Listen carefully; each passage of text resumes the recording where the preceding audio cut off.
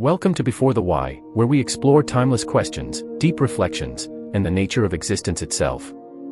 In today's episode, we journey into one of the most provocative ideas in modern philosophy. What if consciousness isn't created by the brain, but received by it, like a signal? This idea, often referred to as the receiver theory of consciousness, challenges our most basic assumptions about who we are. For centuries, we've been taught that the brain produces consciousness the way a factory produces goods. But what if the brain is more like a radio, and consciousness is the broadcast? This theory has intrigued thinkers, scientists, and mystics alike. It was once dismissed as pseudoscience, but in recent years, it's been reconsidered thanks to advancements in quantum theory, studies of near-death experiences, and a growing unease with the materialist worldview. Philosopher Henri Bergson once suggested that the brain doesn't generate consciousness, it filters it. The brain limits awareness so that we can survive in a physical world. Just as your eyes only see certain wavelengths of light, your brain may only allow certain fragments of a much larger field of awareness to come through. But this isn't just poetic speculation. Some neuroscientists are beginning to question whether consciousness really emerges from the brain at all. The so-called hard problem of consciousness, how subjective experience arises from physical matter, remains unsolved.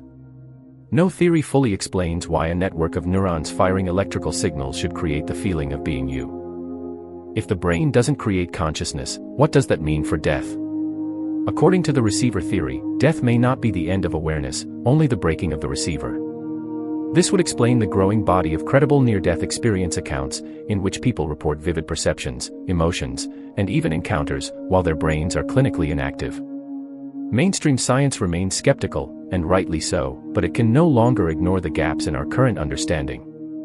Skeptics argue that the brain receiver theory is untestable. But others counter that all major breakthroughs begin as radical ideas. Galileo's claim that Earth wasn't the center of the universe was once heresy. Today, the idea that the brain merely tunes into consciousness is not just science fiction, it's a philosophical lens that reframes our understanding of life, mind, and death itself. Let's go deeper. If consciousness is fundamental, not emergent, then it doesn't begin with birth or end with death.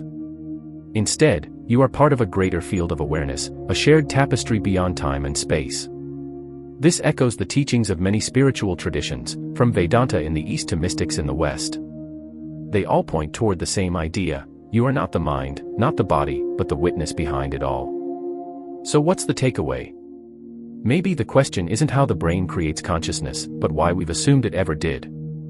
Maybe it's time to stop looking inward to find the origin, and start looking outward, beyond our limited perception, into a much wider, richer reality. Thank you for joining us on this thought-provoking journey. If this episode sparked a new perspective or challenged your worldview, hit like, subscribe, and share it with someone who's also asking life's big questions.